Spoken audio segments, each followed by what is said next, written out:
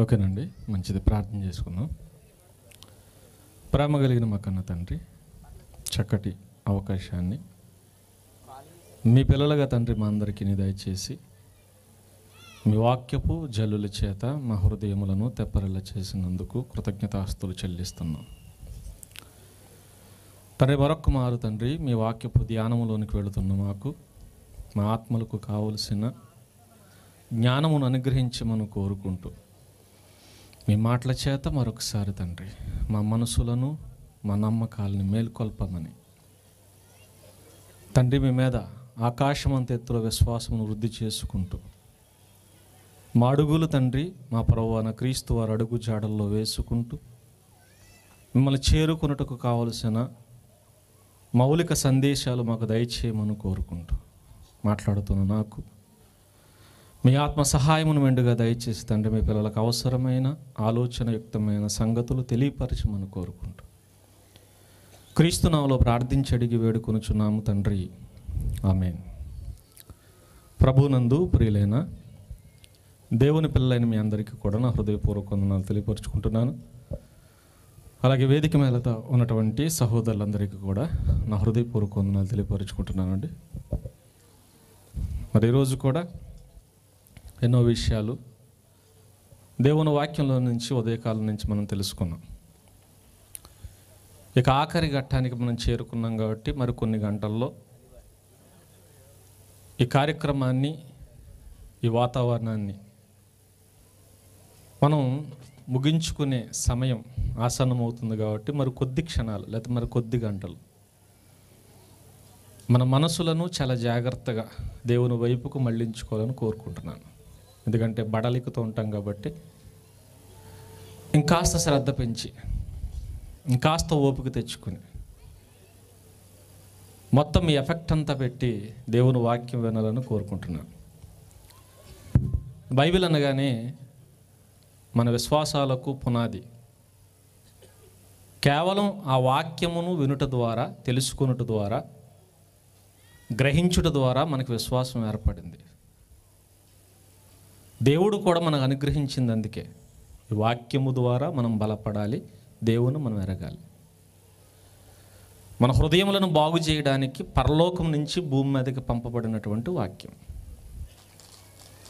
ఈ వాక్యం ఎలాంటిది అంటే చదివిన వీరందరూ కూడా దీనికి ఒక నామకరణం చేశారు. తెలుగులో అయితే చక్కటి నామకరణం చేశారు. ఆ నామకరణం ఏంటంటే పరిశుద్ధ గ్రంథము అని. పరిశుద్ధ గ్రంథం అని చెప్పి ప్రతి ఒక్కరు ఇచ్చిన కితాబ్ ఏంటంటే ఇది పరిశుద్ధ గ్రంథము, పరిశుద్ధ గ్రంథము, పరిశుద్ధ గ్రంథం. ప్రపంచంలో ఏ పుస్తకానికి కూడా ఎలాంటి బిరుదిచ్చుండరు. దీన్ని రాసిన వారు కావచ్చు, చదివిన వారు కావచ్చు, దీన్ని నమ్మిన వారు కావచ్చు, అందరూ కూడా దీన్ని నమ్మేది ఏంటంటే పరిశుద్ధ గ్రంథం. కేవలం పరిశుద్ధ గ్రంథం ప్రపంచంలో ఒకే ఒకటి ఉంది. ఆ ఒక్కటి కూడా మన చేతుల్లో ఉంది. అదే ఈ వాక్యం. ఇది ప్రగాఢమైన విశ్వాసం మనందరిది. పరిశుద్ధ గ్రంథం, పరిశుద్ధతను నేర్పించే గ్రంథం, పవిత్ర గ్రంథం, పవిత్రతను మనకు నేర్పించే గ్రంథం. ఈ నమ్మకం ఎంత బలంగా మనందరిలో నాటబడుతుందో దెయ్యం ఆ నమ్మకాన్ని కదిలించడానికి ఆది నుంచి వాడు కృషి చేస్తూనే ఉంటాడు. ఎప్పుడు కూడా ఈ నమ్మకాన్ని తీసేయాలి. దేవుని ఆత్మ ఈ నమ్మకాన్ని పెంపొందించడానికి ప్రయత్నిస్తూ ఉంటుంది. అందుకే ఇలాంటి సెమినార్లు ఈ వాక్యం మీ అందరికీ నేర్పించి దీని పవిత్రతను గుర్తు చేస్తూ మన పాపమును ఒప్పింపజేస్తూ మనిషి ఎలా ఉండాలి, దేవుడు ఎలా కోరుకుంటున్నాడో మనకు తెలియపరిచేదని చెప్పి ఇలాంటి సెమినార్లు అనేకం జరుగుతాయి, జరుగుతున్నాయి, జరిగినాయి. ఇవన్నీ కూడా ఏంటంటే మనకి ఈ గ్రంథం యొక్క విలువను తెలియపరిచేది. కానీ ఎంత ప్రయత్నం దేవుని ఆత్మ చేస్తుందో దురాత్మ కూడా అంతే ప్రయత్నం చేస్తుంది. అలాంటి ప్రయత్నం చేస్తూ చేస్తూ ఈ మధ్యకాలంలో ఎక్కువగా మనం వింటున్నాం. క్రీస్తును దూషించడం కావచ్చు, బైబిల్ని ద్వేషించడం కావచ్చు, సువార్త ప్రకటించడానికి వెళ్ళిన ప్రతి చోట కూడా చాలామందిని ఎదిరిస్తూ నిలదీసే వాళ్ళు ఎక్కువైపోయారు. మన నమ్మకాన్ని ప్రశ్నించే వాళ్ళు, ఇలాంటి వాళ్ళు సమాజంలో కోకొల్లలుగా ఉన్నారు. అలాంటి వాళ్ళ గురించి మనం తెలుసుకోవాల్సిన అవసరం లేదు. వాళ్ళు అలాంటి వాళ్ళు అన్నది మనం తెలుసుకోవాల్సిన అవసరం లేదు. కాదు, ఒకటి, వాళ్ళందరూ కూడా పవిత్రులు మాత్రం కాదు. వెలుగు మీద తిరగబడేటటువంటి లక్షణం కలిగిన వాళ్ళందరూ కూడా చీకటి సంబంధులు. అలాంటి వాళ్ళు సమాజంలో కోకొల్లలుగా ఉన్నారు. ఎందుకు ఇలాంటి వాళ్ళు ఉన్నారంటే ఉంటారు. ప్రపంచంలో చాలా వాటి జబ్బులకి మందులు కనిపెట్టారు. ఎన్నో జబ్బులు వచ్చినాయి, అన్ని జబ్బులకి మందులు కనిపెట్టారు. కొన్ని జబ్బులకు మందులు ఉండవు. కరోనా కూడా మ్యాక్సిమం మందు లేదన్నారు, కానీ ఇప్పుడు దానికి వ్యాక్సిన్ వచ్చింది. ఇంకా రాబోయే కాలంలో ఇంకా పరిపూర్ణమైన మందు కనిపెట్టవచ్చు. కానీ ఎలాంటి కాలం వచ్చినా ఒక జబ్బుకు మాత్రం మందు ఉండదు. ఆ జబ్బే కులపిచ్చి, మతపిచ్చి. అందుకని పిచ్చికి మందు ఉంటుంది, మత పిచ్చికి మాత్రం మందు ఉండదు. గజ్జికి మందు ఉంది, కులగజ్జికి మాత్రం మందు లేదు, రాదు. ఇది వచ్చిందంటే గోక్కోవడమే. గోళ్ళు అరిగిపోతుంది తప్ప ఆ గజ్జి మాత్రం పోదు. అది పుష్కలంగా సమాజంలో మనకు కనబడుతుంది, పుష్కలంగా కనబడుతుంది. ఇలాంటి మతోన్మాదులందరూ కూడా ప్రశ్నిస్తున్నారు. ఏమని? మన విశ్వాసాన్ని శంకిస్తూ మాట్లాడుతున్న మాట ఏంటి తెలుసండి? పరిశుద్ధ గ్రంథమా? ఇది పరిశుద్ధ గ్రంథమా? అవును, పరిశుద్ధ గ్రంథం. ఇది పరిశుద్ధ గ్రంథం కదట. మరి వాడికి ఎలా కనబడుతుంది? ఎలా కనబడుతుందండి? అశ్లీల గ్రంథం అటండి. అశ్లీల గ్రంథం అట. భయంకరమైన బూతు గ్రంథం అట. ఏం మాట్లాడతారు అనుకుంటున్నారు? ఇలాంటి పనికిమాలిన మాట్లాడేవాళ్ళు సమాజంలో కుక్కల్లా తిరుగుతున్నారు. కనుక ఈ కుక్కల విషయమై జాగ్రత్త. బయట కుక్క కరిచినా పర్వాలేదు, దానికి మందు ఉంది. ఇలాంటి కుక్కలు కరిస్తే మాత్రం కుక్క కరవక ముందే మనం వ్యాక్సిన్ వేయించుకోవాలి, కరోనా రాకముందే వేయించుకున్నట్టు. అందుకే ఈరోజు మీ అందరికీ ఒక వ్యాక్సిన్ వేసి పంపిద్దాం అనుకుంటున్నాం. వ్యాక్సినేషన్ జరుగుతుంది, జాగ్రత్తగా వేయించుకోండి, ఓకేనా? ఇదట అశ్లీల గ్రంథం అటండి అని ఈ పవిత్రులు చెప్తున్నారు మనకి. ఇది చెప్తే ఎలా ఉండదో తెలుసండి. పంది టైటిల్ పెట్టిందట, శుభ్రత పరిశుభ్రత అని టైటిల్ పెట్టి పంది బోధిస్తుందట. ఏమని? బురద అంటరాదు, పెంట ముట్టరాదు అని చెప్పింది అనుకోండి. ఏమనిపిస్తుంది మనకి? ఏం స్పీచ్ ఇచ్చే పంది, హ్యాట్స్ ఆఫ్ అంటామా? నీ బతుకంతా ఎక్కడ? తెల్లారు లేస్తే అక్కడే. కోతి క్రమశిక్షణ అని టైటిల్ పెట్టి నేర్పించింది అనుకోండి. ఏమన్నా బాసపట్లు వేసుకుని కూర్చోవాలి, ముక్కు మీద వేసుకోవాలి, గెంతకూడదు అని. ఎలా ఉంటుందండి? నీ జీవితంలో ఎప్పుడన్నా చేసి చచ్చావు అది? నువ్వు తెల్లారు లేస్తే ఏం చేస్తావు? ఆ చెట్టు మీదకి ఈ చెట్టు కుదురుగా ఉండి చచ్చింది ఏమైనా ఉందా? నీవు క్రమశిక్షణ గురించి నేర్పించడం. ఎస్పి బాలసుబ్రహ్మణ్యం దగ్గరికి వచ్చి గాడిదొచ్చి నువ్వు పాట పాడడం అలా కాదు అంటే ఎలా ఉంటుందండి? నీ రాగం బాగలేదు, నీ గొంతు సరి చేసుకోవాలంటే ఎలా ఉంటుంది? వాడు దశకంఠుడట, 10 గొంతులతో పాట పాడతాడు. మరి నీది? నువ్వు ఎన్ని రకాలుగా మార్చిన సౌండ్ అదే. అలాంటి నీవు వాడు చెప్పడం ఏమైనా బాగుంటుందా? ఇలాంటి వాళ్ళందరూ బైబిల్ గురించి మాట్లాడదు విచిత్రంగా ఉంటుందండి. అసలు ఈడు మాట్లాడతాడేంటి, నువ్వు మాట్లాడతావేంటి? అసలు నీ బతుకులు ఏమైనా పవిత్రత ఉందా? నీ బతుకులు ఏమైనా పవిత్రత ఉందా అంటే ఏ మాత్రం ఉండదు. వీడు వచ్చి మన గురించి మన బైబిల్ గురించి మాట్లాడుతూ ఉంటాడండి. నీ బతుకు బాగోదు, నువ్వు నమ్ముకున్నవి బాగుంటాయంటే అయ్యి బాగో, నాకు అనవసరం అది. నీ ఏడుపు నువ్వేడు, మా దగ్గరికి ఎందుకు? మా దాని గురించి దీన్ని చదివిన వాళ్ళు, దీన్ని అనుసరించి బతికిన వాళ్ళు ఇచ్చిన సర్టిఫికేట్ ఏంటి తెలుసా? వాళ్ళు ఇచ్చిన సర్టిఫికేట్ ఏంటి చూడండి, భక్తులు ఇచ్చిన సర్టిఫికేట్. కీర్తన గ్రంథము 12వ కీర్తన గ్రంథము 12వ కీర్తనలో రాయబడుతున్న మాటలు మీరు చూడగలిగితే 6వ వచనం, యెహోవా మాటలు, భక్తులు చెబుతున్న మాట చూడండి ఏంటట, యెహోవా మాటలు పవిత్రమైనవి, పవిత్రమైనవి, పవిత్రమైనవి అని చెప్తున్నారు. ఎవరు? పవిత్రుడు చెబుతున్న మాట ఏం చెప్తున్నాడు? పవిత్రమైంది అని చెప్తున్నాడు. ఇంకేమన్నాడు తెలుసా అండి? ఇంకేమంటున్నాడు? అవి మట్టి మూసలో 7 మార్లు కరిగి ఊదిన వెండి అంత పవిత్రములు. ఇంకా చెప్పాలంటే ఆ వెండిలోనైనా మలినం ఉంటుందేమో కానీ ఈ బైబిల్లో మాత్రం మాత్రం మలినం లేదు. ఇది ఫిక్స్ అయిపోండి. ఈ బైబిల్లో మాత్రం ఏ మాత్రం అపవిత్రత అనేది లేదు.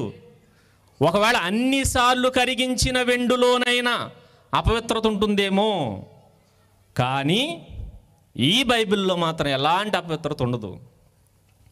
మరి ఇడికెందుకు భూత అనిపిస్తుంది అంటే మనందరికి తెలిసిన సామెతోటి ఉంది. పచ్చకామలోడు గట్ట, పచ్చకామలోడు లోకమంతా పచ్చగానే ఉంటుందటండి. అప్పుడు అడంటాడు రంగు మార్చండి అని. రంగు ప్రకృతి మార్చలేం. ముందేం మార్చాలి? నీ జబ్బు తగ్గించుకునేడు, అప్పుడు అంతా సెట్ అవుద్ది. ముందు నీది తగ్గాలి. అందుకే భూతట అనేవాడిని బట్టి ఉండదట, వినేవాడిని బట్టే ఉంటుందట. భూతు అనేదాన్ని బట్టి ఉండదు, వినేదాన్ని బట్టే ఉంటుంది.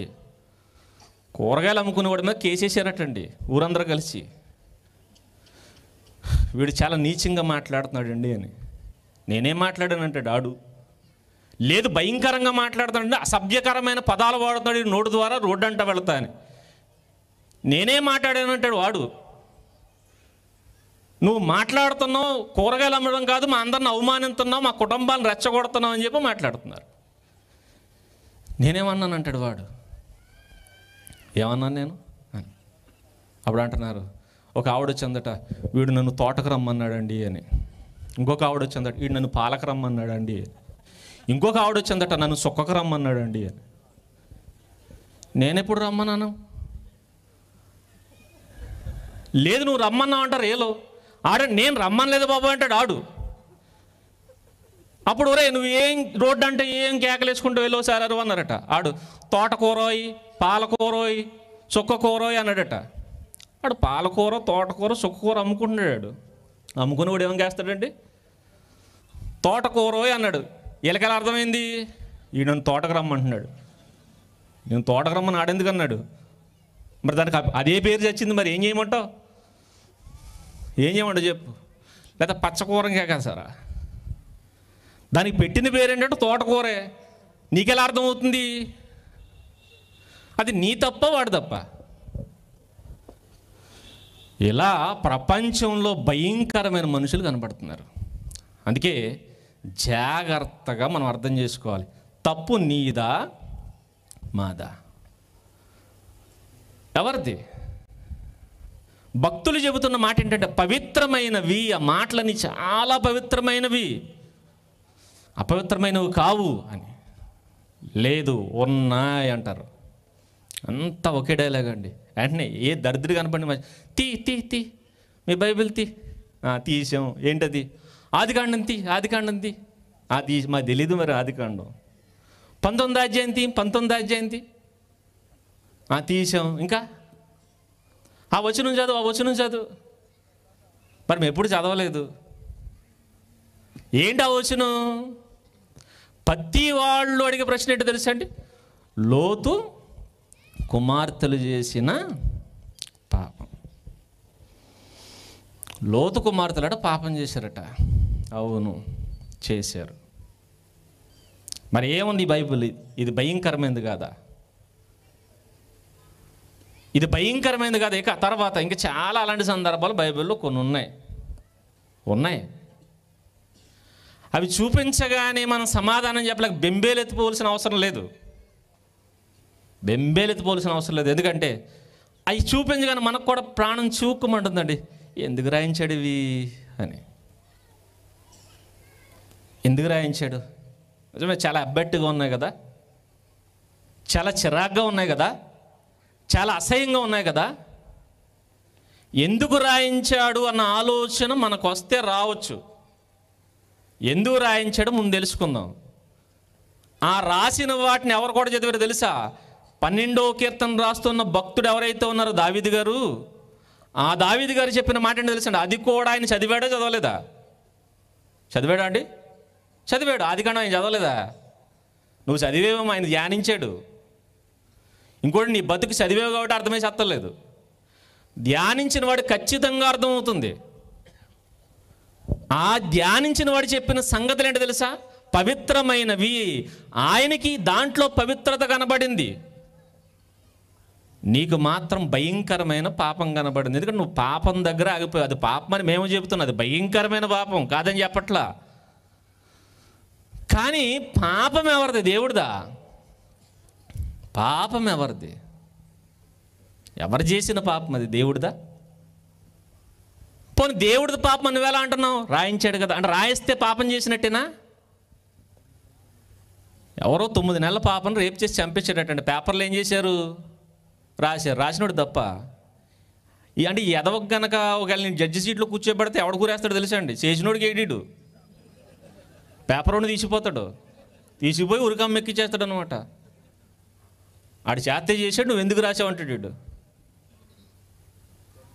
ఎందుకు రాశాడు? రాసిన వాడు తప్పెందుకు అవుతుంది? రాసిన వాడు తప్పెందుకు అవుతుంది? పాపం జరిగిందని చెప్పి దేవుడు రాయించాడు. రాయించిన దేవునిలో నిజాయితీ ఉంది. నిజాయితీ పరుడుకున్న లక్షణం ఏంటో తెలుసా అండి? తప్పు ఇంట్లో జరిగినా రాయించాలి, బయట జరిగినా రాస్తాడు. ఒక యథార్థవంతుడు, నీతిమంతుడు ఒక ఆయనకు సర్టిఫికేట్ ఇచ్చామనుకోండి, నిజమే, గ్రామంలో ఉన్న ఎవరు తప్పు చేసినా ఆయనే దండిస్తాడు, ఆయనే గర్దిస్తాడు. అలాంటి వాడికి ఆయన చాలా మంచోడండి, యథార్థవంతుడని సర్టిఫికేట్ ఇచ్చావు.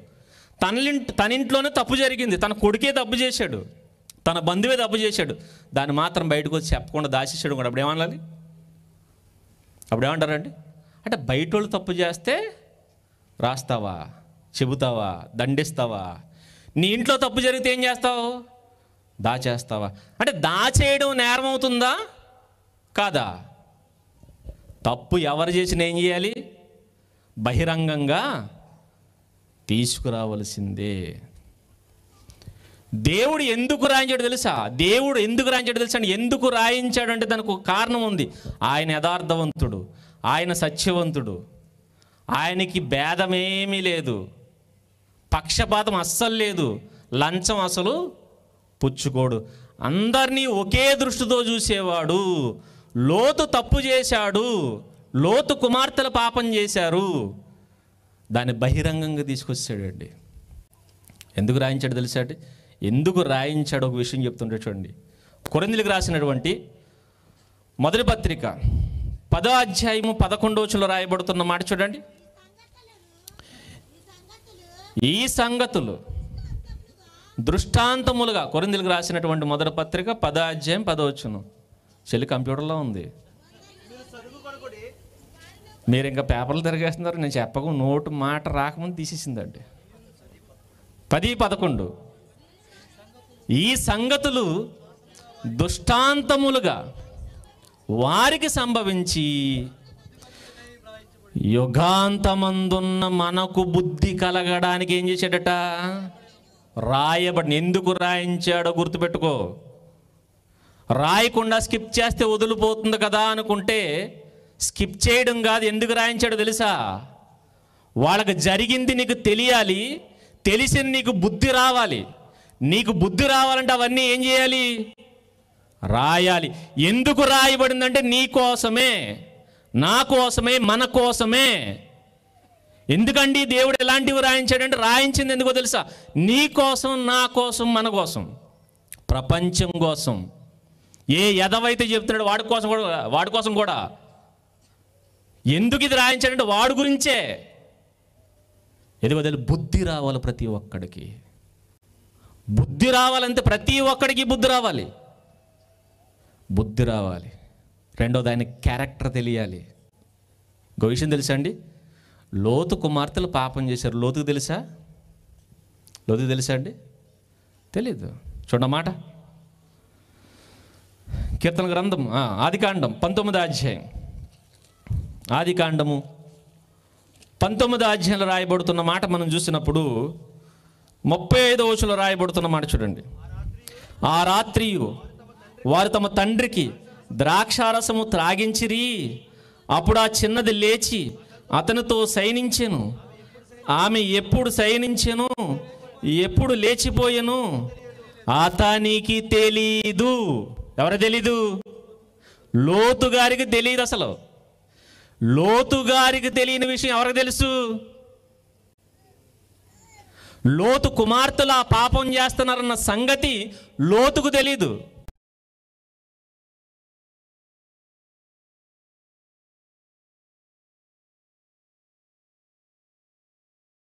అక్కడ ప్రపంచంలో ఇంకెవ్వడికి తెలియదండి, ఎవ్వడికి తెలీదు.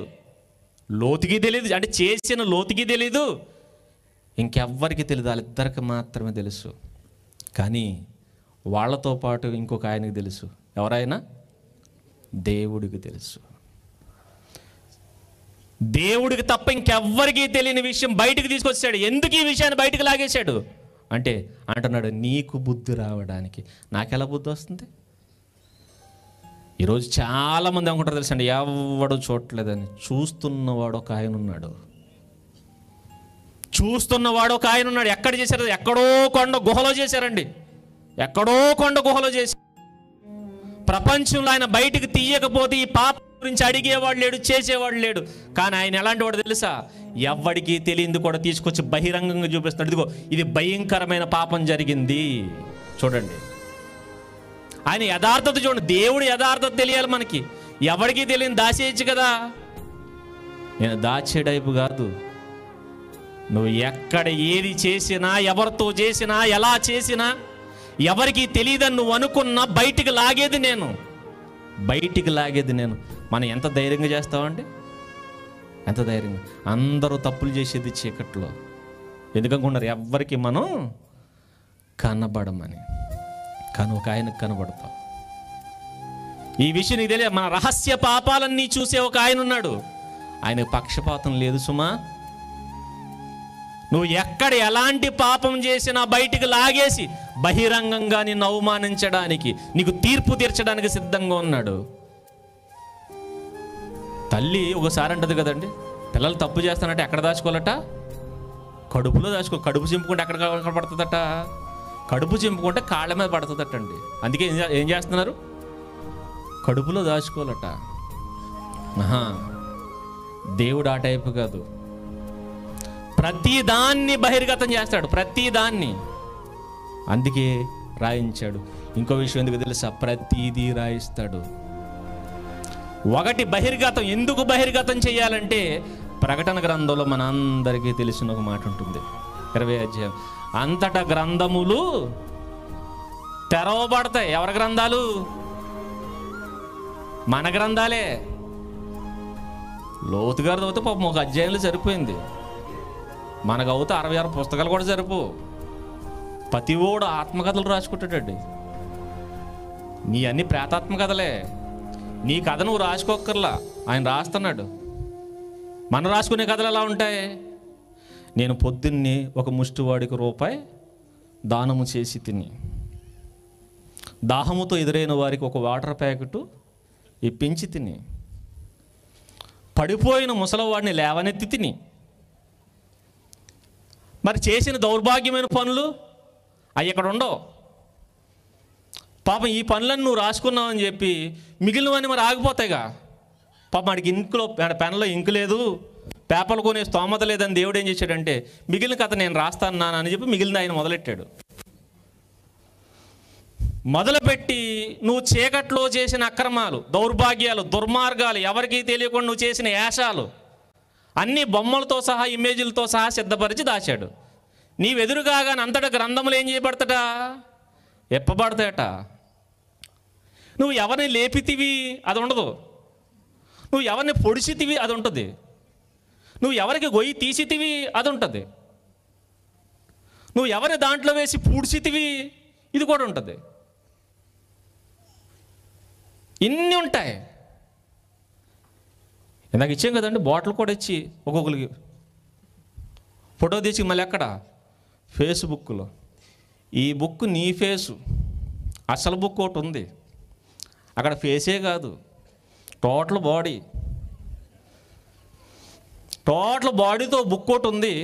అందుట్లో నీవు దిగనటువంటి ఫోటోలన్నీ ఇమేజ్లతో సహా సిద్ధంగా ఉన్నాయి. ఆ రోజు ఓపెన్ అయిపోతాట. ఎవరికి తెలుసు అనుకున్నామంటే ఇది చెప్తున్నాడు, లోతుకు కూడా తెలియనటువంటి పాపం నేను చూశాను, రాశాను. నీ పాపం కూడా ఏం చేస్తాను? రాస్తాను. తీర్పు అనేది ఖచ్చితంగా ఏం చేయబడుతుంది?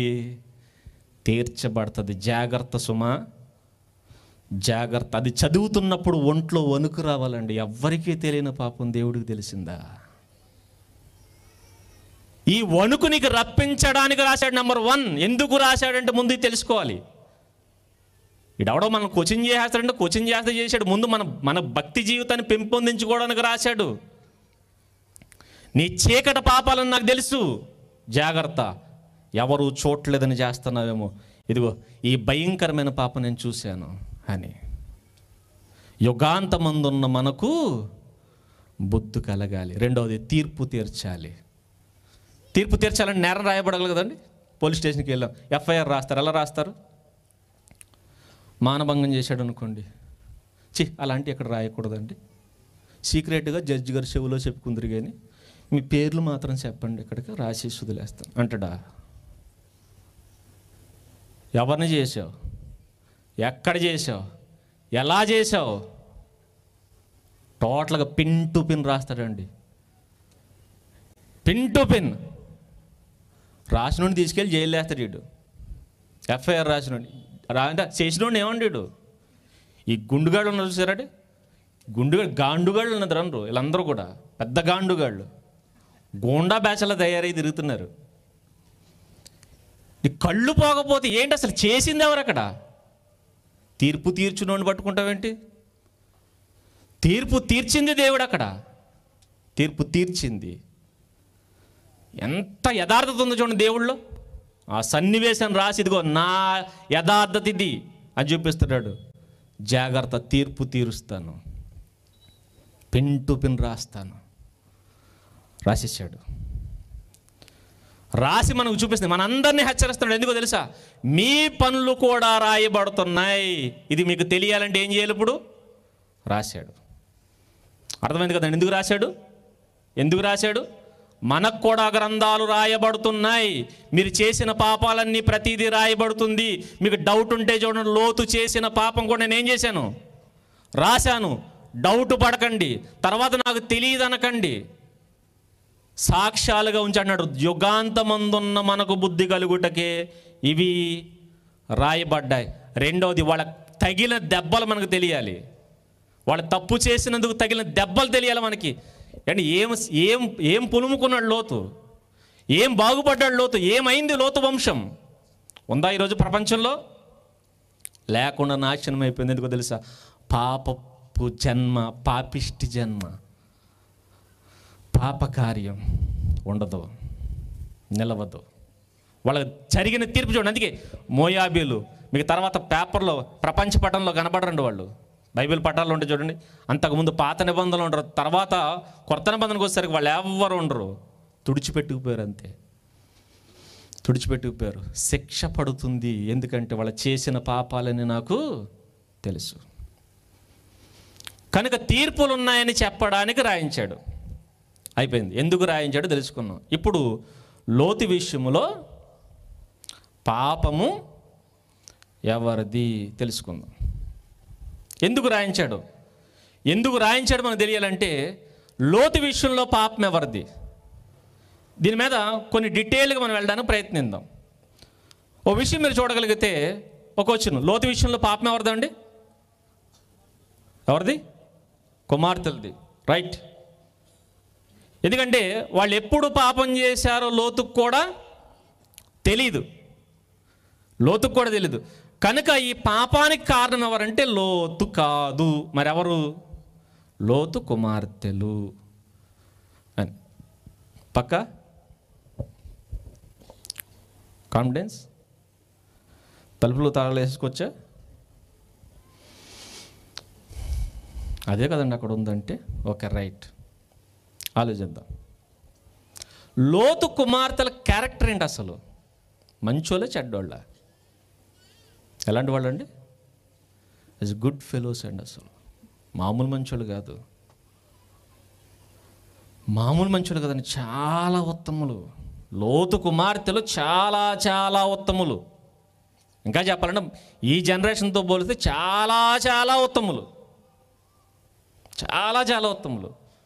ఎంత ఉత్తములుగా ఉన్నారు వాళ్ళు. ఎక్కడ బతికారు తెలుసండి? సొదొమ లాంటి ప్రదేశంలో బ్రతుకుతూ. సొదొమ ఎలాంటిది మనందరూ తెలుసు కదా, దాని గురించి డీటెయిల్గా నేను చెప్పవలసిన అవసరం లేదు. ఎన్నో ప్రసంగాలు మనం వినేసి ఉంటాం.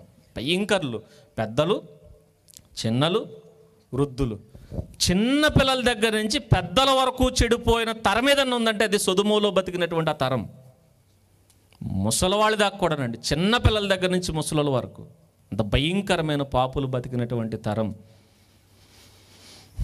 వాళ్ళ గురించి రాయబడిన మాటలు మనకు తెలిసినవే. అలాంటి ప్రదేశంలో అందరూ చెడిపోయిన ఆ కాలంలో లోతు కుమార్తెల గురించి లోతు స్టేట్మెంట్ ఇచ్చాడు. దేవదూతలను బయటికి రప్పించమని ఊరి జనాంగం అంతా పిలుస్తున్నాడని ఇచ్చిన స్టేట్మెంట్ ఏంటో తెలుసండి? ఏమనిచ్చాడు? పురుషుని కూడని 2 కుమార్తెలు నాకున్నారు. క్యారెక్టర్ ఉందా లేదా వాళ్ళిద్దరికి? పురుషుని కూడని వాళ్ళట. పురుషుని అంటే కనీసం పురుషుని ఛాయల దగ్గరకు కూడా వెళ్ళలేదు వాళ్ళు. Your kind information. అప్పటికే వాళ్ళకి ఎంగేజ్మెంట్ జరిగిపోయిందా జరగలేదా? అయిపోయింది. ఇప్పుడు ఎంగేజ్మెంట్ అవసరంలా, పెళ్లి చూపులు జరిగితే చాలు. ఫోన్లు ఖాళీ ఉండవు, ఇన్బాక్స్లు బద్దలైపోతాయి, చాట్లు షీట్ లేక. ఏమైంది? జస్ట్ చూపులు అవుతేనే ఎంగేజ్మెంట్ అయినా ఏమీ కాలేదండి. ఆ ఊరే మళ్ళీ సొదొమయే. పెళ్లి కుమారులు కూడా ఎక్కడ? ఆ ఊరే. పైగా ఎలాంటి తరం అది? భయంకరమైన తనం. పోనీ వీళ్ళిద్దరంటే మంచోళ్ళు, పోనీ అవతల వాళ్ళిద్దరు మంచోళ్ళ అల్లుళ్ళు అయినా కానీ వాళ్ళ దగ్గరికి రానివ్వలేదండి. దగ్గరకు రాను. పురుషుని కూడని 2 కుమార్తెలు అంటే క్యారెక్టర్ కలిగిన వాళ్ళ కాదా? క్యారెక్టర్ ఉంది. మరి క్యారెక్టర్ ఉన్నా ఎందుకు చెడిపోయారు వీళ్ళు? క్యారెక్టర్ ఉన్న ఎందుకు చెడిపోయారు? ఎందుకు చెడిపోయారు తెలుసా అండి? భయం. ఏంటా భయం అనుకుంటున్నారు? సొదొమ నాశనం అయిపోయింది. వీళ్ళిద్దరికి తెలిసింది ఏంటో తెలుసా అండి? ప్రపంచమంతా నాశనం అయిపోయింది. లోతు కుమార్తెలు ఇద్దరు దృష్టిలో ప్రపంచమంతా నాశనం అయిపోయింది. జలప్రళయం వచ్చి ఎలాగైతే ప్రపంచం నాశనం అయిపోయి కేవలం నోవహు కుటుంబం మాత్రమే ఉందో అది వాళ్ళకి తెలుసు. ఎందుకంటే నోవహు సంతానంలోంచి అబ్రహాం గారు వచ్చారు. అబ్రహాం గారి సంతానంలోని ఒక సంతానం లోతు గారు. కాబట్టి అంతకుముందు జలప్రళయం జరిగినప్పుడు కేవలం ఒకే ఒక కుటుంబం మిగిలింది. ఆ కుటుంబమే నోవహు కుటుంబం. ఇప్పుడు అగ్ని ప్రళయం వచ్చింది. ఆ అగ్ని ప్రళయంలో ప్రపంచమంతా నాశనం అయిపోయింది. మిగిలింది ఒకే ఒక కుటుంబం. ఆ కుటుంబం ఏ కుటుంబం? మా కుటుంబం అనుకున్నారు వీళ్ళిద్దరూ. మా కుటుంబంలో మేము ముగ్గురమే ఉన్నాం. విచిత్రం ఏంటంటే జలప్రళయంలో మునిగిపోయినప్పుడు నోవహు కుమారులకు వివాహాలు అయిపోయినాయి, భార్యలు ఉన్నారు. కానీ ఇప్పుడు అగ్ని ప్రళయం జరిగినప్పుడు సొదొమలో మనకి వివాహాలు జరగలేదు, మనకు పురుషుడు లేడు. ఎలా? ఇప్పుడు అనుకున్నారు వృద్ధాప్యంలో ఉన్న తండ్రిని చూస్తున్నారండి. రేపో మాపో తండ్రి కూడా ఏమైపోతాడు? చచ్చిపోతాడు. చచ్చిపోతే ఇంకెంతమంది మిగులుతారు? 2 మిగులుతారు. నాకు నువ్వు, నీకు నేను. ఎలా ఎలా ఎలా అనుకున్నారండి? ఎలా? ఇప్పుడు ప్రపంచంలో ఎవరూ లేరు. అందుకంటే చూడండి వాళ్ళ మాట, రాయబడిన మాట చూడండి బైబిల్ గ్రంథంలో. వాళ్ళు ఏమనుకుంటున్నారు? 31వ వచనం 19వ అధ్యాయం. అట్లుండగా అక్క తన చెల్లితో, మన తండ్రి ముసలవాడు, ఇదిగో ముసలాడు అయిపోయాడు, చచ్చిపోతాడు నాన్న. సర్వలోక మర్యాద చెప్పును మనతో పోవుటకు లోకములో ఏ పురుషుడు లేడు. మరి భూమి మీద సంతానం ఎలా? రేపొద్దు నాన్న చచ్చిపోతే మనకెలా? అంటే ఆడవాళ్ళు ఎంత భయస్తులు అంటే ఖచ్చితంగా ఎవరు ఉండాలి? ఒక పురుషుని తోడు ఉండాలి. పురుషుని తోడు ఉండాలి. వాళ్ళు వెళ్ళింది శరీర సుఖం కోసం కాదు సుమా. తండ్రి దగ్గరికి వెళ్ళింది శరీర సుఖం కోసం కాదు.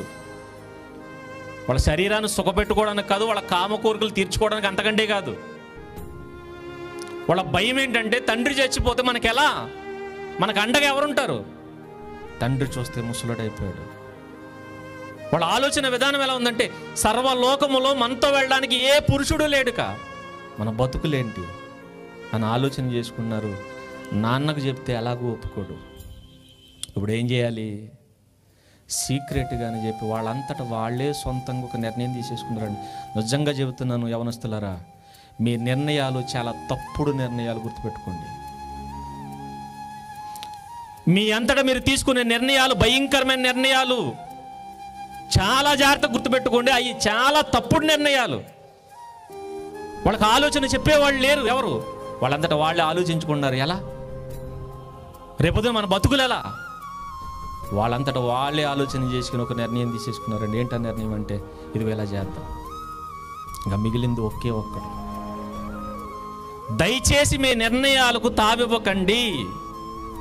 ఈ విషయం వీళ్ళ ద్వారా దేవుడు మనకు తెలియపరచాలనుకున్నాడు. ఇలా విషయం ఎందుకంటే నేను నిన్ననే చెప్పాను, మంచి దాంట్లో కూడా ఏం చూస్తాం మనం? చెడును చూసే దౌర్భాగ్యం మనం. దేవుడు ఈ విషయంలో ఒక మంచి సంగతి మీరు నేర్చుకోవాలి అన్న ఉద్దేశంతో రాంచాడు. ఎందుకో తెలుసా? తప్పుడు నిర్ణయం ఒకటి తీసుకుంటున్నారు. ఆలోచన లేనటువంటి అజ్ఞానపు నిర్ణయం తీసుకుంటున్నారు. అది అనుభవం కావాలి. ఎప్పుడు కూడా యవనస్తుల పైన ఒక అనుభవమైన తలకాయ ఒకటి ఉండాలి.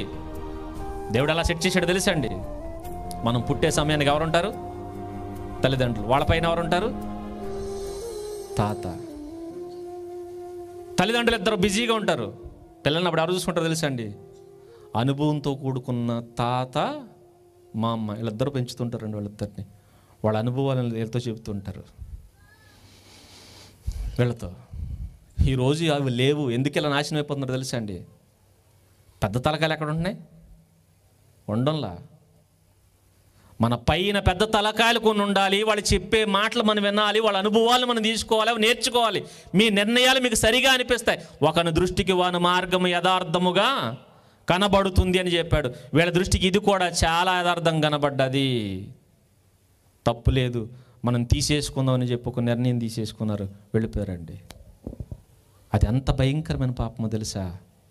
ఈరోజు దేవుని నీతిని ప్రశ్నించేంత పెద్ద పాపంగా, పెద్ద తప్పు కనబడుతుంది. చూడండి, వాళ్ళు ఆ రోజు తీసుకున్న ఒక తప్పుడు నిర్ణయం. తప్పుడు నిర్ణయం. ఇప్పుడు చెప్పండి, ఎందుకు వీళ్ళది పాపం అనుకోవాలి, ఏమనుకోవాలి?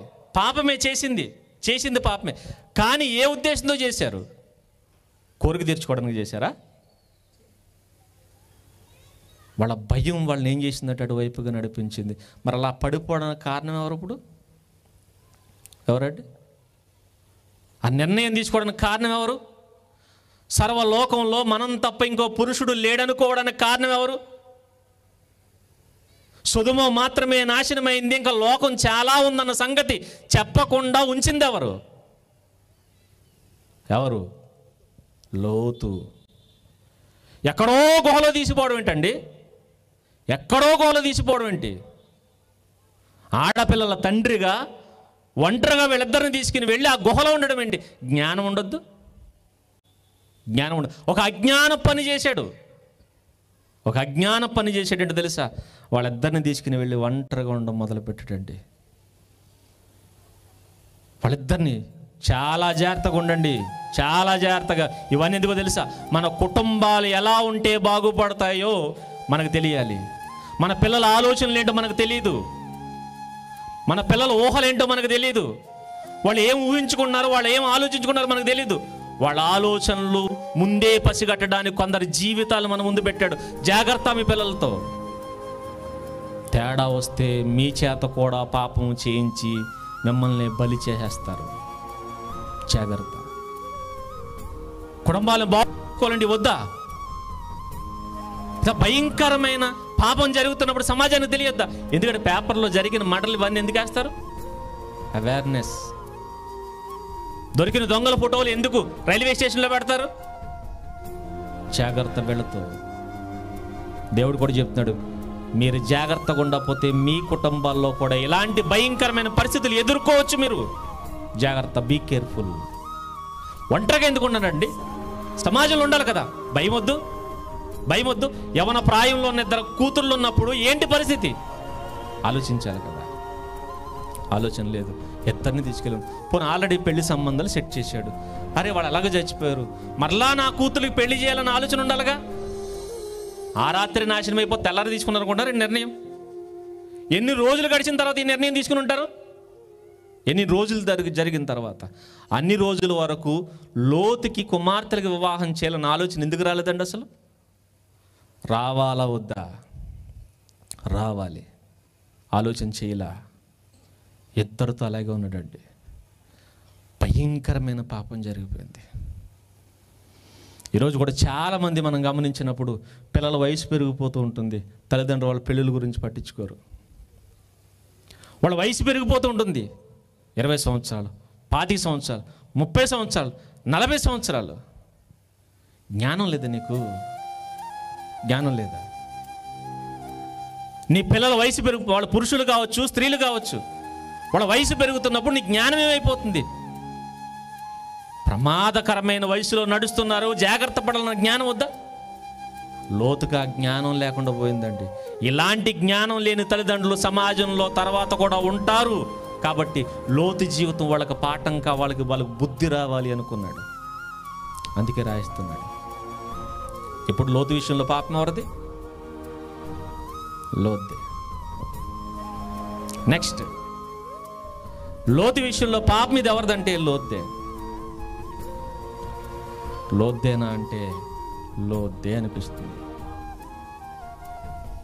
నిజమేనా? ఓకే, చూద్దాం, ఇంకా చూద్దాం. లోతు విషయంలో పాపం లోద్దేనా అంటే లోద్దే. కానీ అసలు ఆలోచన లేకుండా పోవడానికి ఆలోచన చెప్పవలసింది ఎవరండి? అక్కడెక్కడో సొదొమలో ఉండగా పెళ్లి చేయడానికి సిద్ధపడిన లోతు ఎక్కడికి వచ్చిన తర్వాత ఆలోచన మర్చిపోయాడంటే ఎందుకు మర్చిపోయాడు? అసలు కుటుంబంలో ఇలాంటి ఆలోచనలు చెప్పవలసిన సహకారి ఎవరు? లోతు భార్య. అంతే కదండి. ఇంట్లో ఎవరు పోరాడుతుంటారు? పిల్లలకు వయసు పెరిగింది, అలా పెళ్ళిళ్ళు చేయాలి, వివాహం చేయాలి. ఈ సలహా ఎవరు చెప్పాలి? భార్య చెప్పాలి. ఆ పనికి మళ్ళీ ఎక్కడ ఆగిపోయింది? అక్కడ నిజంగా పనికి మళ్ళీ ఆగిపోకపోతే ఈ పాపం జరుగుతుందా?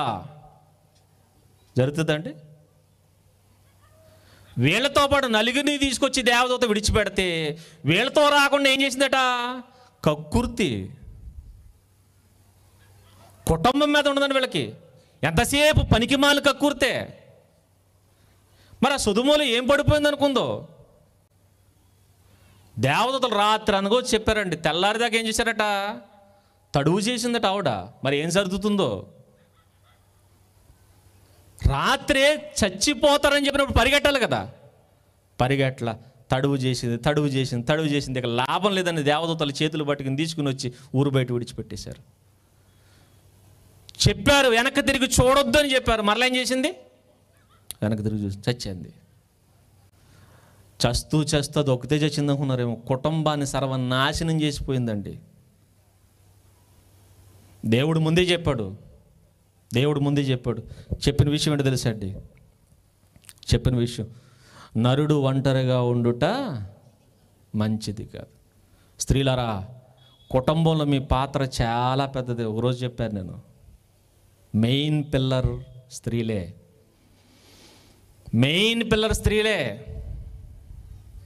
దేవుడు జ్ఞానం మీకు చాలా ఎక్కువ ఇచ్చాడు. మగాడికి బలం ఇస్తే ఆడవాళ్ళకి జ్ఞానం ఎక్కువ అండి. మీరు ఎప్పుడైనా గమనించండి, ఆడవాళ్ళు పనులు చేసేటప్పుడు చూసారా, ఒకే టైంలో 4-5 పనులు చేసేస్తారండి వాళ్ళు. చాలా సందర్భాలు చూడండి, ఓ పక్కన కుట్టేస్తారు. ఏంటవి? అల్లికలేనా?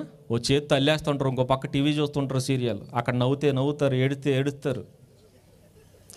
ఈ లాగ్ కిచెన్ రూమ్లో ఏ కుక్కర్ విజిల్స్ ఎన్ని వచ్చినాయి చెప్పేస్తారు. 1, 2 ఏంటి ఒకే టైంలో ఇక్కడ ఇదేమో టక తిప్పేస్తుంటారు, అక్కడ టీవీ చూసేస్తుంటారు, ఓ పక్క ఓ చెవు అక్కడ వేస్తారు, ఈలోగా పక్కన పిల్లోడు ఏడుస్తున్నాడు, నవ్వుతున్నాడు, పడిపోతాడు, కింద ఉంటాడు, మీద ఉంటాడు, అది గమనిస్తారు. సేమ్ టైం ఒక కన్ను అటు తిరుగుతుంది, ఒక కన్ను ఇటు తిరుగుతుంది, ఓ చెవు అటు వెళ్తుంది, ఓ చెవు ఇటు వెళ్తుంది. ఏక టైంలో ఇన్ని పనులు చేయగలరండి వీళ్ళు. మగాడికి అప్ చెప్పండి, కుక్కర్ పేలిపోవాలి, గ్యాస్ బండ పగిలిపోవాల్సిందే. వీడు అల్లుడు, వీడికి ఏ పని అప్ చెప్తే అక్కడే, మబ్బు కుక్కలా అక్కడే ఉంటాడు. అది చూడమని చెప్పాను కదండి, నాకు ఎక్కడ గుర్తుంది, మర్చిపోయాను అంటాడు, అంతే అయిపోయింది. మర్చిపోయాను అంటాడు, అది అయిపోయింది అంతేగా. అందుకే పొరపాటున వాళ్ళు బయటికి వెళ్తే అండి, పొయ్యి మీద ఏదైనా పెట్టాను చూడనన్ను, మాడిపోవడం పేలిపోవడం ఏదో జరిగిపోద్దండి అది. మళ్ళీ అందుకే వాళ్ళకి మళ్ళీ అక్కడ గుర్తొచ్చి పరిగెట్టుకు వస్తారు, రాలే చూసావంటే అర్ర మర్చిపోయాను అంటాడు. ఎందుకు సాటి అని సహకారం చేశాడు తెలుసా? దేవుడు తెలుసండి. ఆదాముకి అప్పగిస్తే ఏదైనా తోట తగలెట్టేయడం గ్యారంటీ. వీడు ఖచ్చితంగా ఎవరి సాయం ఉండాలి? వీడు సాయం ఉండాలని చెప్పి అవం తీసుకొచ్చి పెట్టాడు. కుటుంబంలో మీ పాత్ర చాలా ప్రాముఖ్యమైనది, గుర్తుపెట్టుకోండి. ఈరోజు చాలామందికి ఉన్న ఆలోచన తెలుసా అండి, మాకు ఇల్లు లేదండి, ఇల్లు కట్టడం కోసం నేను ఎక్కడికి వెళ్తానండి, ఈ దేశాలు వెళ్తానండి, ఇల్లు కట్టు, కుటుంబం సంకనాగిపోద్ది. తర్వాత ఇంట్లో మోసుకేసుకుని ఏడవాలిక నువ్వు. జాగ్రత్త సుమా, జాగ్రత్త సుమా, చాలా జాగ్రత్తగా ఉండండి. మీ మీద ఎన్ని బాధ్యతలు ఉన్నాయో గుర్తుపెట్టుకోండి. మీ మీద చాలా బాధ్యతలు ఉన్నాయి. మీ పిల్లల్ని, మీ భర్తని కంటికి రెప్పలా కాపాడవలసిన బాధ్యత మీదే. మీరు గనక అప్రమత్తంగా ఉన్నారా, సర్వనాశనం. ఒక లోతు భార్య వెనక తిరిగి చూసినందుకు ఉప్పు స్తంభం అయిపోయింది, అక్కడతో తన జీవితం పోయింది అనుకున్న. తన జీవితమే కాదు, కొద్ది రోజుల్లోనూ లోతు కుటుంబం అంతా సర్వనాశనం అయిపోయిందండి, నాశనం అయిపోయింది. ఇప్పుడు చెప్పండి, లోతు పాపంలో ఎవరు? లోతు విషయంలో పాపం ఎవరిది? లోతు భార్యది. లోతు భార్యది. ఓకేనా? అయిపోయిందా? రైట్. లోతు భార్యది అనుకుంటే, లోతు భార్య ఎందుకు వెనక తిరిగిపోయింది? ఎందుకు తిరిగిపోయిందంటే సొదొమ మీద ఆశ చావలేదు. సొదొమ తీసుకెళ్ళింది ఎవరు? సొదొమ ఎవరు తీసుకెళ్ళారంటే లోతు భార్యని లోతు తీసుకెళ్ళాడు. పోనీ లోతుకి సొదొమ ఎలా ఉంటుందో తెలీదా? బంగారులా తెలుసు. మరి అక్కడికి ఎందుకు తీసుకెళ్ళాడు? అలా భయంకరులని, బహుపాపులన్న సంగతి తెలిసిండు కూడా అక్కడికి ఎందుకు తీసుకెళ్ళాడు? Confidence, over confidence. లోతు భార్యకు అది నేర్పించుకున్నది లోతే. ఆ లోకాశలు నేర్పించింది లోతే. లోతే నేర్పించుకున్నాడు. ఈరోజు చాలామంది మగాళ్ళు చూడండి, టిక్ టాక్ అట. పాప మా లావుడు డ్యాన్స్ చేస్తుంటే ఈడే వీడియో తీస్తాడు, తీసేడతాడు. తర్వాత ఆవిడ ఫేమస్ అయిపోద్ది. మరి తర్వాత వీడికి పట్టించుకోదు, అయిపోయాయి. వీళ్ళు కదని నేర్పుకున్నది. తర్వాత గోళ్ళు నేడుస్తుంటాడు. పెద్ద టీవీ కొనుక్కు తెచ్చి ఇంట్లో పెట్టింది ఎవడు? నువ్వే. ఆవిడ సీరియల్ చూస్తున్నా, అనబెట్టట్లేదట. ఒకడు ఇంకా టీవీ తెచ్చుకొచ్చి రోడ్డు మీద వేసి పగలగొట్టేస్తున్నాడు. నిన్ను ఎవడ కొనమన్నాడు? ముందు నిన్ను ఎవడ కొనమన్నాడు? ఫస్ట్ నేర్పుకున్నది ఎవరు? మనమే. అన్నీ నేర్పుతారండి వరసెట్టి, అన్నీ నేర్పించి తర్వాత మా ఆవిడ అసలు పట్టించుకుంటలేదని. ఎలా పట్టించుకుంటుంది? మీ ఆవిడ ఫోన్ ఎందుకు కొనిచ్చావు? కొనిచ్చింది ఎవరు? నువ్వే. కొన్ని విషయాలు నేర్పవలసినవి నేర్పరు, నేర్పకూడవన్నీ నేర్పుతారండి. నేర్పించి తర్వాత మా మాట వింటలేదండి. ఎలా ఉంటుంది? ఒకప్పుడు నువ్వు కుడి పక్కకు వెళతావా, ఎడం పక్కకు వెళతావా, ఎటు పక్కకు వెళతావా అన్నప్పుడు ఎటు పక్కకు లోతు అటే పక్కకు వెళ్ళిందండి లోతు భార్య. వెళ్ళిందా వెళ్ళలేదా? వెళ్ళింది. తర్వాత అక్కడి నుంచి రమ్మంటే ఎందుకు రాలేదు? రాదు. ఇప్పుడు అలవాటు పడింది, నేర్చేసుకుంది, అన్నీ నేర్చేసుకుంది. అన్నీ నేర్చుకుంది, ఇప్పుడు రాలేకపోయింది. దాన్ని అలవాటు చేసింది ఎవరు? ఇప్పుడు లోతు. ఇప్పుడు లోతు విషయంలో పాపం ఎవరిది? లోద్దే. లోద్దే. లోద్దే. అందుకే లోద్దే ఎందుకు అవుతుంది? కుటుంబ యజమానిగా నీ బాధ్యత అంత ఉంటుంది మగవాళ్ళ మీద. కుటుంబంలో ఎవరు తప్పు చేసినా తలకు నీళ్ళు వేసేసేది నీకే, తలంటేసేది నీకే, చెడ్డ పేరు వచ్చేది నీకే. కుటుంబాన్ని డీల్ చేయవలసింది నువ్వే. డీల్ చేయాలి.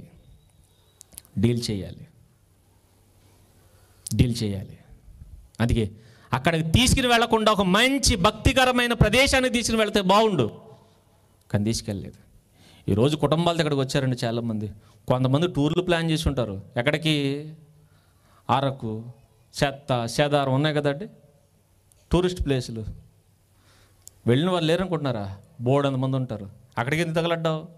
ఇట్లా జరుగుతుందిగా అంటే ఇక్కడికి రారు. ఎప్పుడు వస్తారు? కుటుంబం అంతా సర్వనాశనం అయిపోయిన తర్వాత అప్పుడు వస్తారు. జాగ్రత్త పడండి. ఎక్కడికి తీసుకువెళ్ళాలి, ఎలాంటి ప్రదేశాలకు తీసుకువెళ్ళాలి, ఏం నేర్పించాలి? మనం విలువలతో కూడిన బాధ్యతలు నేర్పించకపోతే ఎందుకు పనికి రాకుండా పోతాం, కుటుంబాలతో సహా. గుర్తుపెట్టుకోండి, లోతు విషయంలో పాపం లోద్దే. రైట్, బాగుంది. అయితే ఈ పాపాన్ని దేవుడు ఆపేయగలడా? ఆపేయలేడా? ఆపేయగలడు కదండి, ఆపేయగలడు. మరి ఆపేయగలిగుండి ఎందుకు ఆపలేదు? దేవుడు తలుచుకుంటే ఆపేయగలడా? ఆపలేడా? ఆపేస్తాడు. సొదొమలోనే నీ లోతు కుటుంబాన్ని చంపేశాడు అనుకోండి, ఈ పాపం జరుగుతుందా? జరగదు. అక్కడే చంపేసి ఉంటే పాపం ఏమైపోను? జరగకుండా ఆగిపోను. మరి చంపకుండా బయటికి రప్పించింది ఎవరు? దేవుడే. ఇప్పుడు చెప్పండి, లోతు విషయంలో పాపం ఎవరిది? బంగార్ల దేవుడిదే.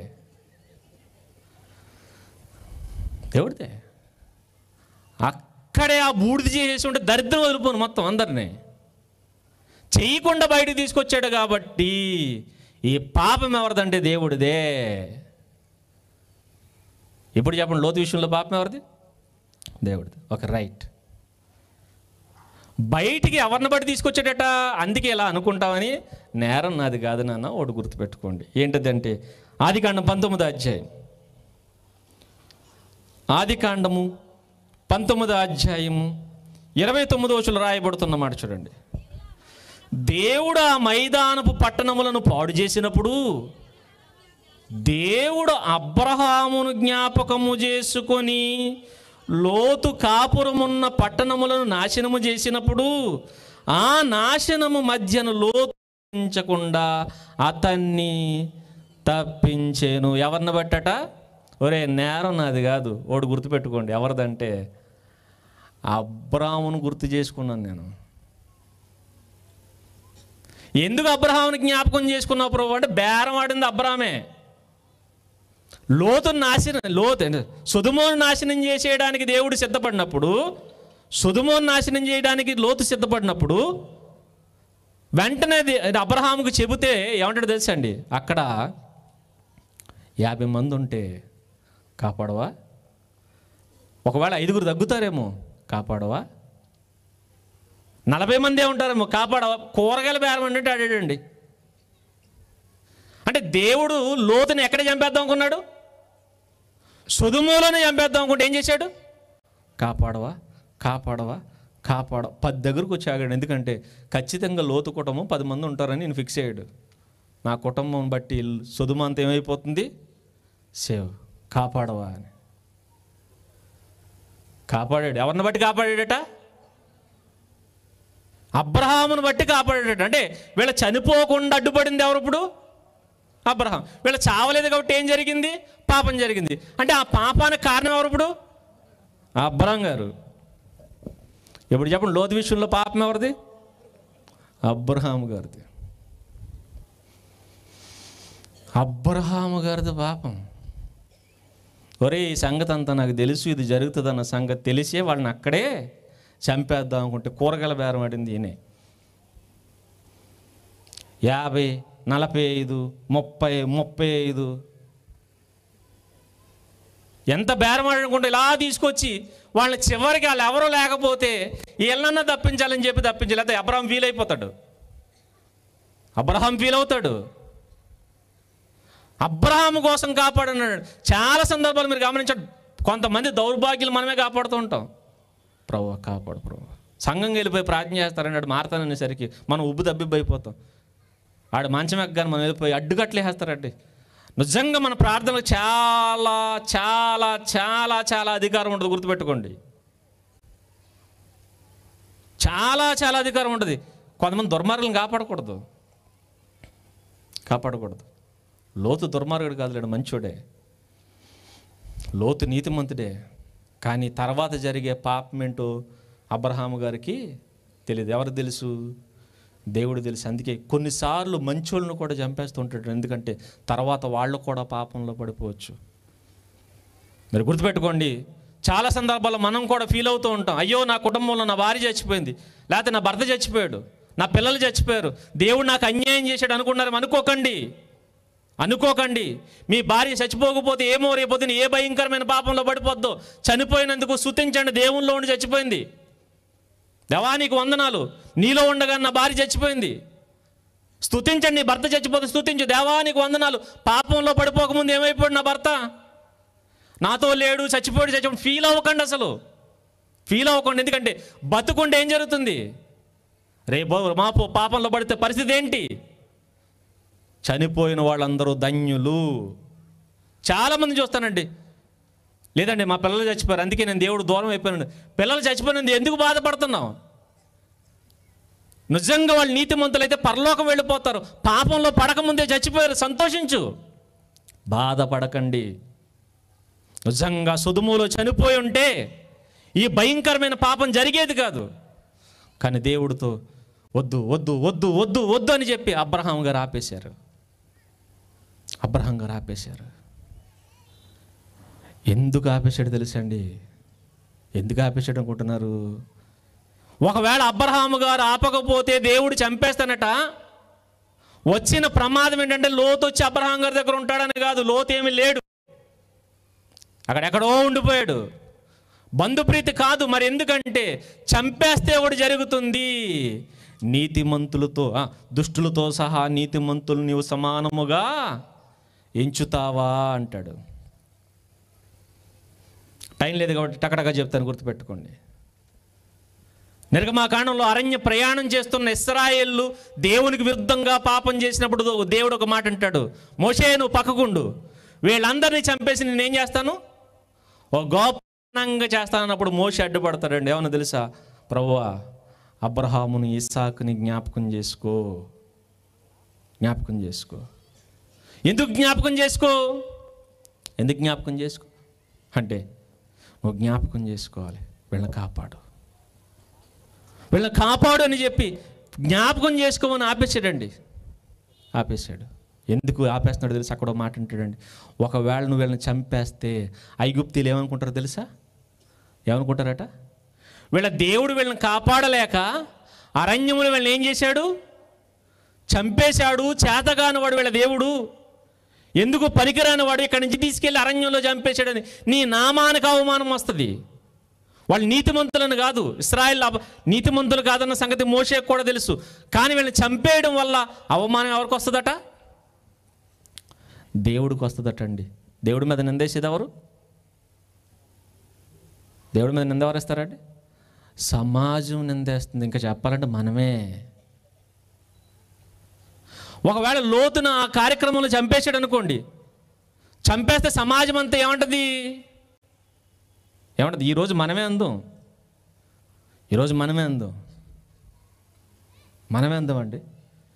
సొదొమలో అందరినీ చంపేశాడు, లోతు నీతిమంతుడేగా, ఎందుకు చంపేశాడు అంటారు. మరలా ఎందుకు చంపేశాడు?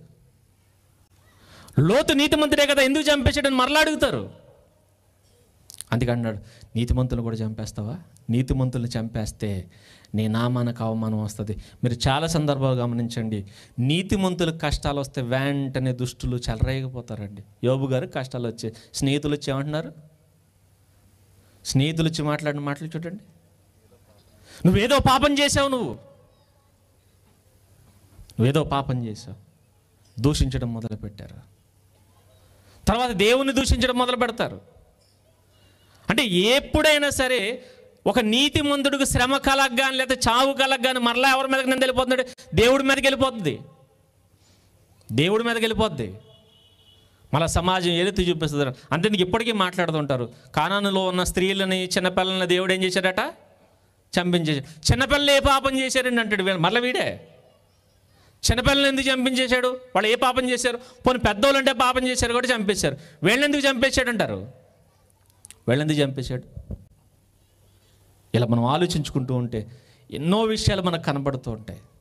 అంటే సమాజం అంతా కూడా ఎవరిని ఏలెత్తి చూపిస్తుందంటే మరలా దేవుడిని ఏలెత్తి చూపిస్తుంది, మరలా దేవుడిని ఏలెత్తి చూపిస్తుంది. అబ్రహాం గారి ఆలోచనలో ఉందంటే నువ్వు చంపేస్తే సమాజం నేనేమంటుంది తెలుసా? దేవుడు పాపం చేసినోడు ఒకటే, నీతిమంతుడు కూడా ఒకటే. నీతిమంతుడైన లోతుని చంపేశాడు, పాపం చేసిన సొదొమ వాళ్ళని కూడా చంపేశాడు. ఇప్పుడు మరలా సమాజం ఏమనుకుంటుంది? పాపం చేసినా చేస్తాం, నీతిగా ఉన్న చేస్తాం, కాబట్టి ఏం చేసి చచ్చిపోదాం? పాపం చేసి చచ్చిపోదాం అనుకుంటారు మరలా. అంటే అలాగైనా రిస్కే, ఇలాగైనా రిస్కే. మనుషుల తత్వాలు చూడండి ఎలా ఉందో. అంటే ఎలాగైనా ఏలెత్తి చూపించడమే, ఎలాగైనా దేవుని ఏలెత్తి చూపించడమే. ఎందుకంటే మనం నీతిమంతులు అనిపించుకోవాలి, మనం నీతిమంతులు అనిపించుకోవాలి. అందుకే యోబు గ్రంథంలో దేవుడు మాట అంటాడు, నీవు నీతిమంతులను తీర్పు పొందుటకు నా మీదే నేరం మోపుతావా అని మాట్లాడుతాడు. చూడండి మాట ముగించుకుందాం. యోబు గ్రంథంలో రాయబడుతున్న మాట మనం చూసినప్పుడు, యోబు గ్రంథము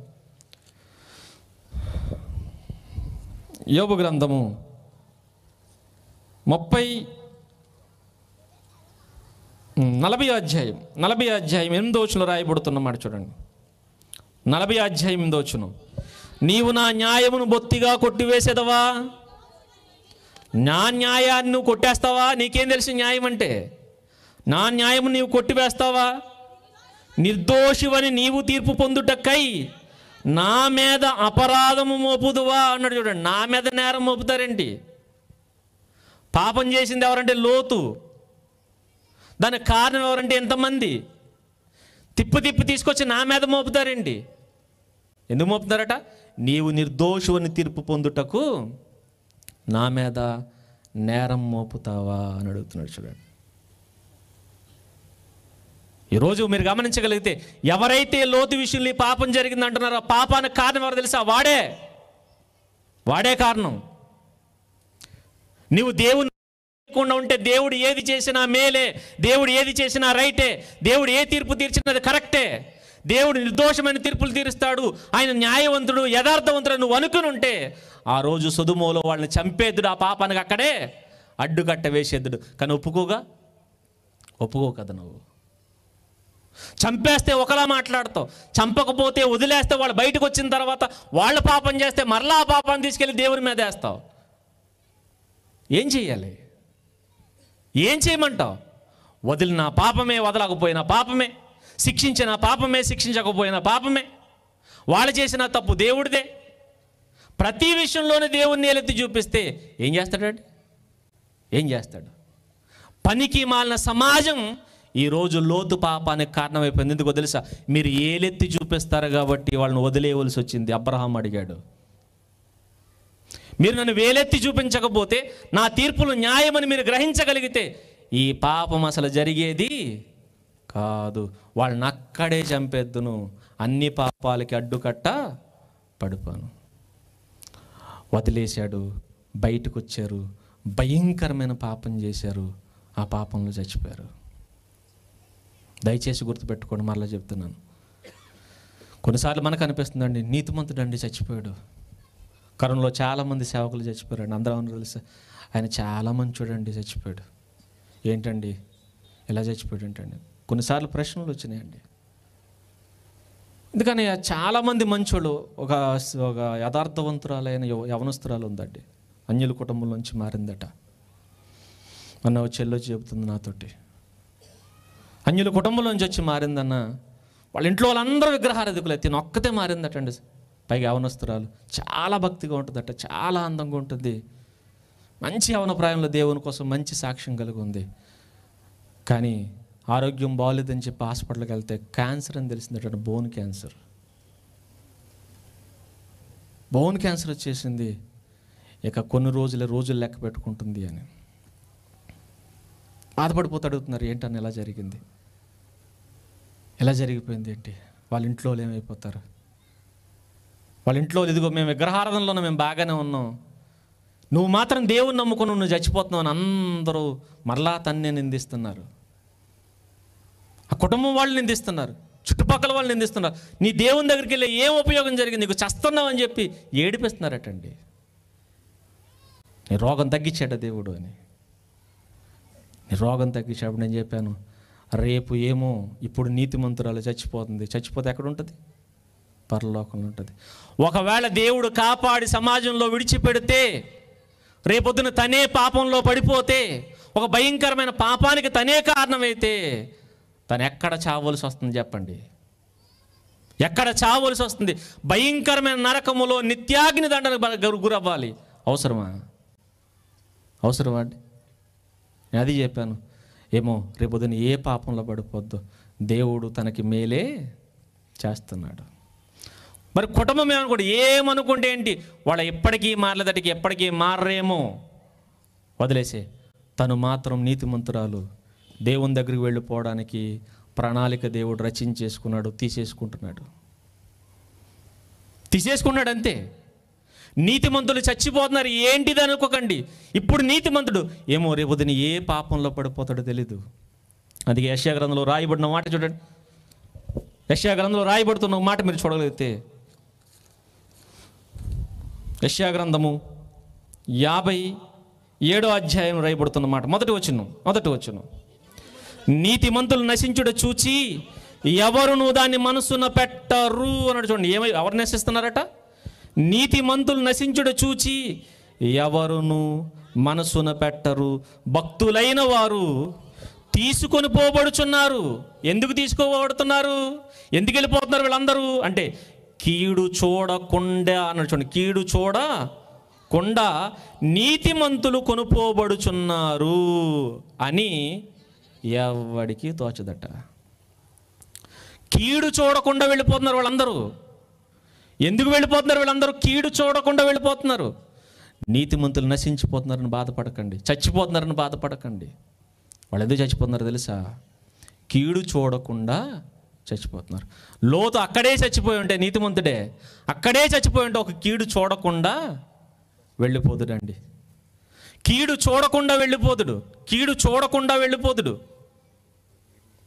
కానీ వదిలేయడం వల్ల ఒక భయంకరమైన కీడు చూడవలసి వచ్చింది. ప్రేమైన దేవుని పిల్లలు, దేవుని తీర్పులు న్యాయమైనవి.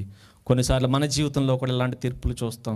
అయ్యో నా కుమారుడు మంచోడు వెళ్ళిపోయాడు, నా బంధువు మంచివాడు వెళ్ళిపోయాడు, దేవుడు తీసుకుపోయాడు. అన్యాయస్తుడు అనుకోకండి, మంచోడిని తీసుకుపోయాడు అనుకోకండి. కీడు చూడకుండా తీసుకుపోతున్నాడు, కీడు చూడకుండా. ఈ విషయం మనకు అర్థం అవ్వాలంటే ఎవరి జీవితం ద్వారా పాఠం నేర్పించాలి? ఎవరి జీవితం ద్వారా పాఠం నేర్పించాలంటే, లోతు జీవితం ద్వారా పాఠం నేర్పించాలంటే లోతు విషయం రాయాలా వద్దా? రాయాలి. రాయడం న్యాయమా అన్యాయమా? ఇప్పుడు లోతు విషయంలో మీకు పాపం కనబడింది. ఏం కనబడిందంటే, దేవుడు మనకు చూపించాలనుకున్న ఒక మార్గం. కీడుని ఇలా తప్పించుకోండి, లేదంటే నా తీర్పు ఇలా జరుగుతున్నప్పుడు ఎలా అర్థం చేసుకోండి. అర్థం చేసుకోకుండా వేలెత్తి మాత్రం చూపించకండి. అందుకే ప్రియమైన దేవుని పిల్లరా, ఇప్పుడే కాదు ఎప్పటికైనా దేవుడు యథార్థవంతుడు, ఎప్పటికీ యథార్థవంతుడు. ఆయన మాత్రమే యథార్థవంతుడు. ఆయన తీర్పు మనకు అర్థం కాలేదంటే మన జ్ఞానానికి అందలేదనుకోవాలి. అందుకే రోమిలికి పత్రికను రాస్తూ చెప్తుంటాడు, ఆయన తీర్పులు శోధింప నశక్యములు అని. God bless you.